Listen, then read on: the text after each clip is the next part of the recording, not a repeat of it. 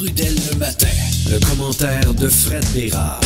C'est l'heure, les amis, première de la semaine. Et ils viennent me mettre en garde qu'on aura un poème à la toute fin plutôt qu'une citation. Salut, Fred Bérard. Salut, donc je vous mets en garde aussi. Attention de ne pas trop faire les cabotins parce que le poème est... je vais vous donner un indice. Le poème a été retrouvé à Dachau en 1945. Ah ben là, écoute, on peut pas faire les cabotins là-dessus. Là. Tu te trompes d'antenne parce que t'en fais plusieurs. Hein? Nous, c'est sérieux, tu le sais. Oui. C'est FNO 104.7, 101.9, c'est... Ah, pas de chance, j'envoie le même message à tout le monde. C'est le même mémo pour tout le monde. Pas de discrimination. Non. OK, c'est une journée particulière, on va le dire comme ça, Fred. Je sais que tu l'appréhendes beaucoup, comme plusieurs. Ouais. D'abord, avant d'entrer dans le vif du sujet, je sais que t'es pas psychologue, là, t'es pas... mais comment on fait pour les 4 prochaines années pour, je sais pas, essayer de garder le moral? Aïe, aïe, aïe. Ça... Pas toi, faut que je demande ça. Ben, si j'avais la réponse, mon vieux, je te le dirais avec plaisir, mais fais-moi confiance, je suis loin de l'avoir. Et puis, tu vois, je me réveille ce matin, puis je lis mes 2 historiens préférés, Alexandre Dumas, qui est un ami Facebook, qui est un excellent historien, qui fait les comparaisons entre Trump et Hitler. Ouais, j'ai vu. T'as vu ça, de Dumas, allez voir ça. Ouais. Et de mon chroniqueur préféré, c'est Jean-François Nadeau au Devoir, qui lui aussi est un historien, qui a fait sa thèse sur, en mémoire de maîtrise, une thèse de doctorat, sur l'extrême droite, notamment ses dangers, évidemment, puis notamment il y a toujours eu, comme dans chaque société, un mouvement d'extrême droite un peu partout, notamment au Québec. Et lui écrit un texte qui appelle Les Invisibles, qui fait aussi les liens dont Dumas parle par la bande. C'est là qu'on en est, qu'est-ce que tu veux. Et puis, moi, pour répondre plus précisément à ta question, à titre personnel, je me suis lancé le défi de ne pas me laisser trop affecter par ça, parce que je sais ce qui va arriver. Là, je vais passer à moulinette, tout simplement.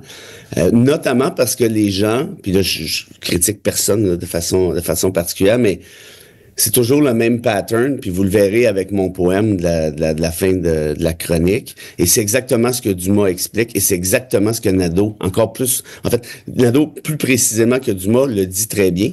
Les gens s'étaient laissés embobiné par Hitler et dit c'est exactement ce qui est en train d'arriver. On a laissé passer les bas-côtés et compagnie qui sont rendus partout. Et puis là, maintenant, on finit par penser que ces idées-là ont peut-être de l'allure. On encense Jean-Marie Le Pen. C'est pas plus grave que ça. Tout est devenu normalisé. Et puis voilà. Puis ça, moi, ça fait quand même, tu pourras pas dire une couple d'années que je vous le dis. Oui, tout à fait. Mais là, on est rendu les 2 pieds dedans. Et puis Donald a déjà annoncé des déportations massives dès demain, notamment à partir de Chicago. Ouais. Chicago, c'est une ville démocrate qui est considérée comme étant une ville sanctuaire. C'est quoi une ville sanctuaire? C'est une ville qui protège, en fait, les immigrants, les vulnérables, qui leur donne une chance, qui leur dit, regarde, on va pas vous écœurer, là. OK, prenez le temps de vous installer. On va essayer de vous aider un peu, des réfugiés, notamment, surtout. Et puis, on va vous trouver des jobs. En fait, trouvez-vous des jobs, là, puis on va s'arranger pour que ça aille bien pour tout le monde. Tu sais, c'est une espèce de... Il va commencer là parce que c'est un point névralgique, c'est un endroit symbolique. Oui, il va commencer là. Oui, exactement, tu as tout compris. Il va commencer là parce que c'est taper fort puis dire, regarde, nous autres, de ça, on n'en veut pas des villes sanctuaires. On n'en veut pas de l'humanité. Nous, on veut des coups de pied dans le cul, des coups de matraque, puis on va envoyer la garde nationale. Bon, ben regarde, c'est ça que les gens voulaient. Les gens ont voté pour ça. Puis si on posait la question ici, je suis pas mal certain que l'appui serait relativement fort avec nos politiciens comme Legault et Plamondon qui nous parlent toujours du fait que c'est toujours la faute des immigrants. Mais voilà, la prochaine étape, c'est celle-là. Les États-Unis l'ont franchi. L'Allemagne l'a franchi aussi, va la franchir bientôt. Nous, est-ce qu'on va le faire? J'ose croire qu'on est mieux que ça. On dit toujours qu'on est tellement fin, les Québécois, on est tellement progressistes, tellement à gauche, tellement pas racistes, tellement ci, puis tellement ça. Mais là, je pense que c'est le temps de le prouver parce que le mouvement mondial, en fait, pas mondial, mais occidental, a un vent qui lui souffle tellement fort dans le dos sur la question du racisme, parce que c'est du racisme en partie. Ben, c'est ça. On verra ce que ça donne. Une centaine de décrets, parce qu'il y a l'intention d'avoir un impact très immédiat, on va se le dire. C'est quand même pas mal de décret, ça. Ça commence à faire du décret. On fera pas le tour, là, évidemment, ce matin, là, mais bon, c'est quand même... Il l'a annoncé, d'ailleurs, hein, il a fait son petit dernier party là, avec la gang de Village People, YMCA. Ça, c'est particulier, hein, l'image. Là, il a comme pas compris que les textes de Village People, de YMCA, lui, là, ou bien... Moi, j'ai comme pas compris ce que Village People était allé foutre là. En plus...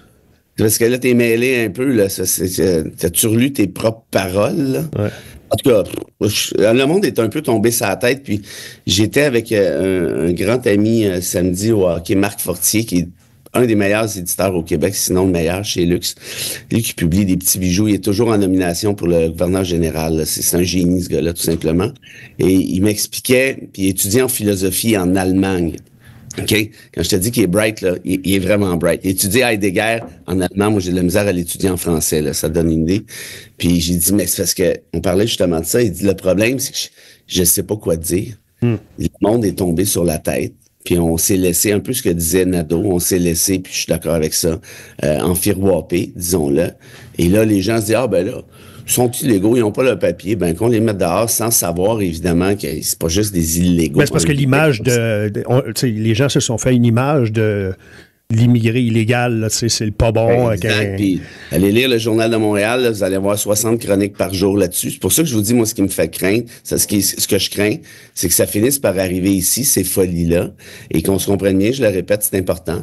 On peut parler d'immigration, c'est un sujet comme un autre, comme la santé, comme l'éducation. On doit le faire, oui. On doit le faire, il n'y a aucun problème là. Responsable. Mais les politiciens doivent le faire de manière responsable, puis les médias aussi.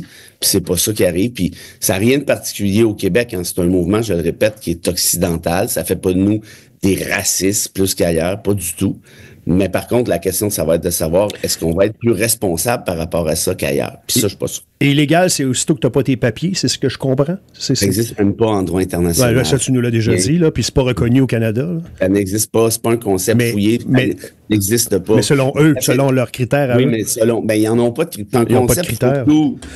C'est un concept fourre-tout, c'est pratique de dire, puis là, ils vont débarquer chez des gens qui sont, ils l'ont dit, là, il y avait, je pense, des études qui étaient sorties aux États-Unis, il y avait 83% des considérés illégaux, entre guillemets, qui étaient quelque chose comme en couple, qui avaient en couple ou mariés, ou des enfants, ou qui travaillent, ou qui, tu sais, je veux dire... Qui ont une vie, là, qui sont établis. Je sais pas s'il y en a qui sont au courant, là, mais vous essayerez d'aller vivre sur le BS aux États-Unis, là, vous n'allez pas vivre longtemps, là. Ça n'existe pas. Fait que ces gens-là, faut qu'ils travaillent, là. Faut qu'ils se débrouillent. Bon. Et par la suite, tu te fais naturaliser, tu reçois tes papiers, tout ça, puis justement, t'as des enfants, tu te maries, tes enfants vont à l'école. La réalité, c'est que je dis pas que c'est parfait parce que ça serait mentir, mais ça n'a rien à voir avec le problème qu'ils essaient de décrire. Puis s'ils veulent vraiment garocher 18-20 millions dehors, là, ben allez-y, gâtez-vous. Puis j'ai bien hâte de voir votre économie, comment elle va se porter. Vous êtes déjà en pénurie d'emploi à plusieurs niveaux. Fait que Uber Eats, là, je pense que tu vas aller chercher toi-même ton spaghette au restaurant, là, parce qu'il n'y aura plus personne pour te livrer. Ton Uber tout court, même affaire, dans les usines. Bon, et bref. Et au-delà de ça, au-delà de l'économie, au-delà de ces trucs-là, moi, c'est le manque d'humanité qui me tue, Serge. Puis ce gars-là, Donald Trump, je suis désolé, mais c'est un gars qui est méchant, à la base. Il est méchant, c'est ça le bon mot. Ça y fait plaisir. Ça y fait plaisir de faire souffrir. Puis il s'adresse aux gens qui sont fâchés, qui sont frustrés. Oui, tout à fait. Parce que qui ont peur. Coûte cher, parce qu'ils ont peur, parce que le loyer coûte cher, parce que, tu sais, comme un gars comme Plamondon qui dit qu'on fait plus d'enfants à cause des immigrants, c'est écœurant de dire une affaire de même. C'est écœurant. Je suis désolé, je pèse mes mots. C'est écœurant. S'il y a des immigrants ici, c'est justement parce qu'on n'en fait plus d'enfants. Alors, d'être dit ça, de dire, oui, c'est vrai, on fait plus d'enfants, c'est vrai, c'est parce qu'il y a bien trop d'immigrants. Mais c'est parce que, quel débile. Il a pris le problème à l'envers. Mais oui, mais c'est d'une évidence totale que c'est n'importe quoi, mais ça fonctionne. Et là, on se comprenne bien, je fais pas de lien entre Plamondon puis Trump, ça va de soi. Ce que j'essaie de dire, par contre, c'est que ce discours-là, ces mesures-là, comme celles auxquelles on va assister, ben, ça débarque pas en 10 secondes. C'est la suite d'un discours anti-immigrants. Puis les gens finissent par penser que les immigrants sont responsables de tout. Et là, ça va être un carnage humain, là, ce qui va se passer là. Il y a des familles qui vont être séparées. Il y a de la police qui va débarquer dans des appartements pour sortir du monde par la tête devant leurs enfants. Des gens qui vont être qui sont considérés, qui devraient être considérés comme légaux, entre guillemets, pour ce que ça veut dire. Et puis là, on va les retourner dans leur pays d'origine. Il y en a plein là-dedans qui sont des réfugiés politiques, économiques, de toutes sortes, climatiques, qui ont fui un régime parce que, autrement, ils allaient se faire passer à moulinette, autrement, il allait flotter, autrement, tout ce que tu veux. C'est en contravention de tout ce qui existe en droit international. Et puis, tu as le Zemmour en France qui promet la même affaire pour les Français. Lui, c'est 2 millions. Puis, tu as l'AfD, le parti d'extrême droite dont je vous parlais en Allemagne, qui va évidemment de l'avant aussi. Même chose avec Mélanie en Italie. C'est la même gang c'est ça, de fascistes, en fait, c'est ça le bon mot. Puis Fred, ceux qui n'étaient pas en règle ou qui sont pas en règle, en principe, sont partis déjà, sachant ce qui s'en venait.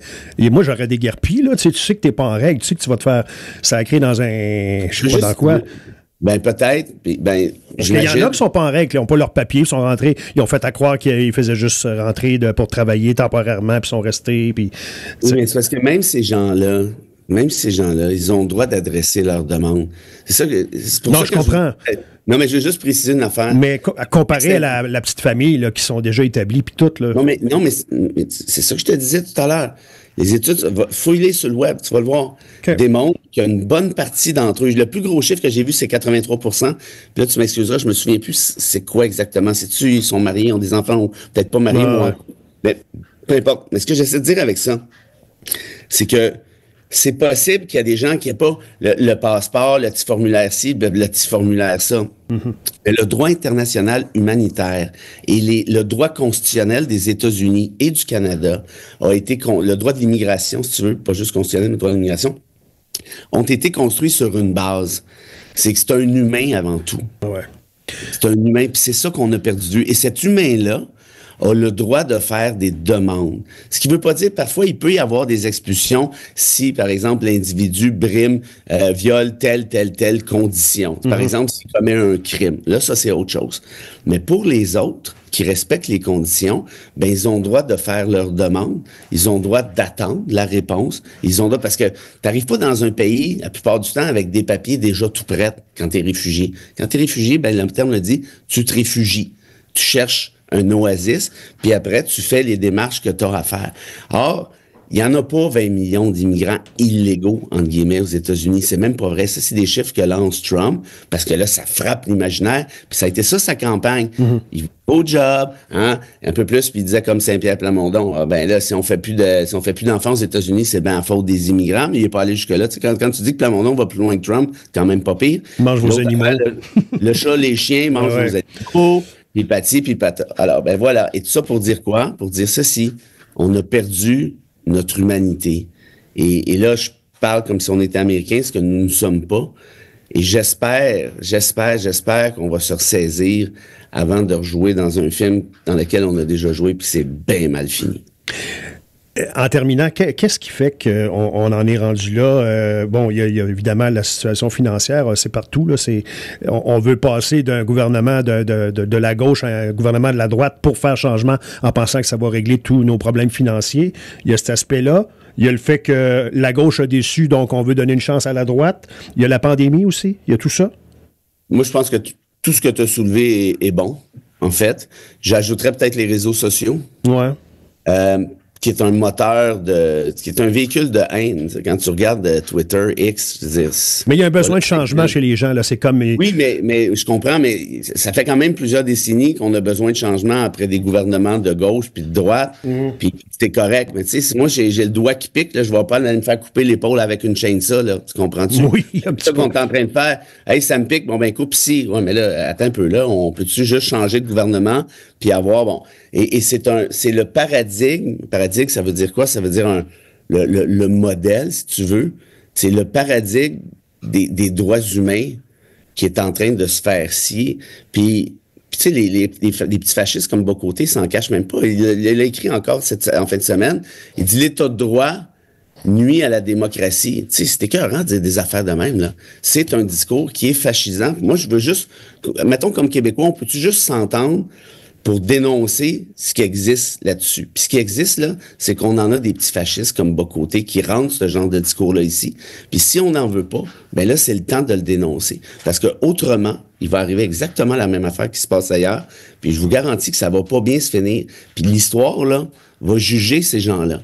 Puis l'histoire va aussi juger ceux qui les ont laissés faire. C'est ça, la vérité. Puis tu vois ce qui se passe aux États-Unis. Là, il y en a là, qui trouvent ça bien drôle. On s'en reparlera dans un an. Voir si finalement c'était une bonne idée de le mettre Donald. Là, on va le laisser faire son show. De toute façon, qu'est-ce que tu veux qu'on fasse? Non, c'est ça. Parlons-nous dans un an, le 20 janvier 2026.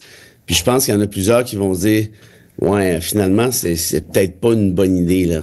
Économiquement, politiquement, socialement, puis de façon humaniste, évidemment, pour des motifs humanistes et humanitaires. Puis j'ajouterais, en fait, pour une de tes conditions que tu as soulevées, on parlait de médias sociaux, mais l'univers médiatique aussi, hein. Ouais. Nadeau, il exprime excessivement bien dans Le Devoir, aller lire ça.